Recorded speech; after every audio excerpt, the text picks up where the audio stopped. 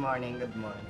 Bueno, bilang presidente ng ating bagong administrasyon, meron akong mga gustong i-announce sa inyo. I-announce ko ang mga new appointments para sa ating cabinet and other key positions sa ating government.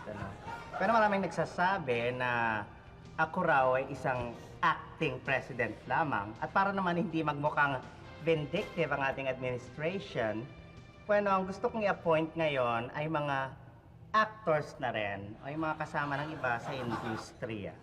Kaya ito po ang aking mga ipipresent sa inyo ngayon. Bueno, ang aking in-appoint bilang Department Secretary sa Education, inisip ko muna ito, no?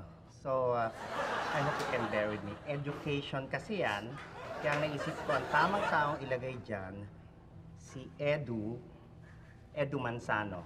Pero para naman sa finance, naisip ko na pagka money matters na ganyan, mga perang usapan, pagka money, syempre kailangan yung may understanding sa money. Kaya ang in-appoint ko dyan ay si Manny Castañeda. Pero para naman sa Department of Health, wala naman ako ibang choice dyan kundi si Yoyoy Villame. Excuse me, Miss President. Yes. Bakit ho si Yoyoy Villame ang in-appoint nyo for Secretary of Health? Well, yan naman kasing si Yoyoy Villame, may encourage tayo niyan araw-araw na mag-exercise tayo tuwing umaga. Kaya siya ang aking appoint. Pero sa pagpapatuloy, I'd like to continue, Ang ating namang inassign sa Department of Energy, this is self-explanatory, si Mr. Pure Energy himself, Gary V. Okay, para naman sa Department of National Defense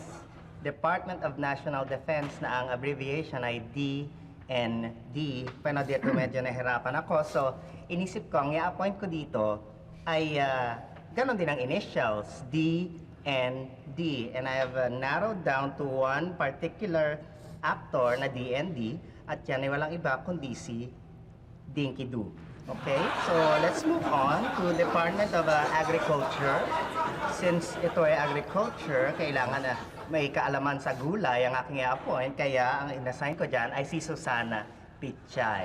Para naman sa Department of Public Works and Highways, ang na-assign ko naman ay walang iba kundi si Brother Eli Soriano. Excuse me, Madam Yes, President. yes. Gusto ko lang ho itanong kung bakit ho si Brother Eli Soriano inyong in-appoint yan. Well, that's a very interesting question. Kaya ko naman i-appoint si Brother Eli Soriano dahil siya ay kailangan may kaalaman sa mga kalye at kalsada at si Brother Eli ay maraming alam tungkol sa dating daan.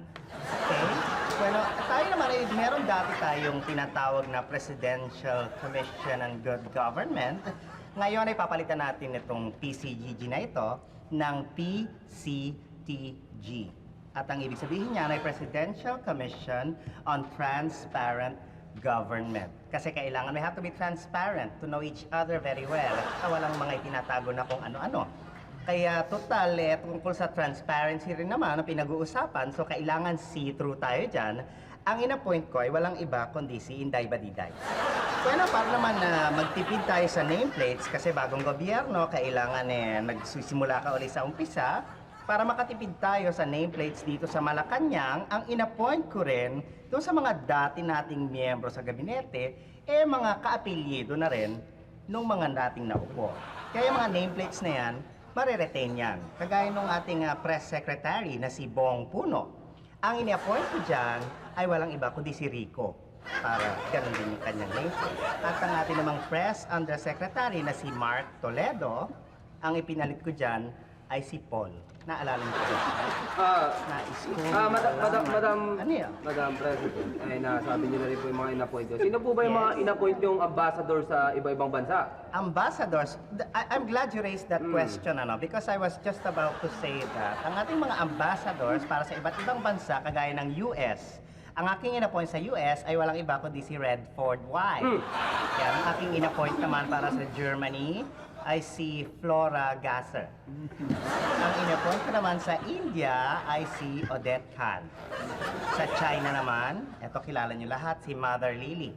At para naman sa Japan, bueno, ito inisip ko ng matagal, sino bang nababagay na actor para sa Japan? At ang aking nailagay dyan ay si Shintaro Valdez. Bueno, munti ko nang makalimutan, ano? Nag-appoint din ako ng mga commissioner, lalo na sa iba't ibang sangay pa ng gobyerno, kagaya ng sa customs. Ang aking in-appoint dyan ay si April Boy.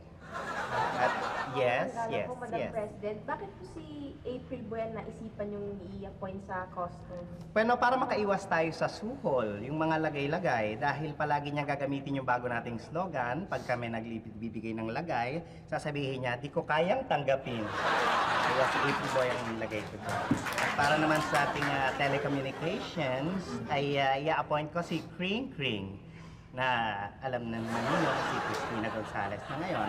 At para naman labanan ng cancer, syempre, ito lang maiisip ko at naisip niyo lahat, si Ronnie Ricketts. Labanan ng cancer!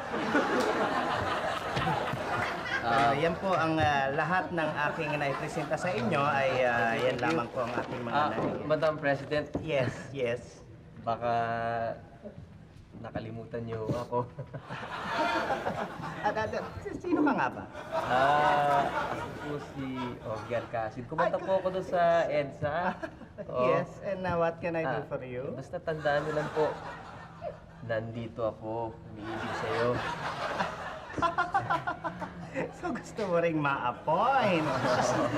Bueno, since isang awitin ang iyong inoffer na katanungan at paglalakad sa akin, isang awitin din ang isasagot ko sa iyo. Alin po yun? Bakit ngayon ka lang dumating sa buhay ko? Bueno, that concludes our meeting for today. I'll see you, ladies and gentlemen, tomorrow. Okay? Sige po, Madam.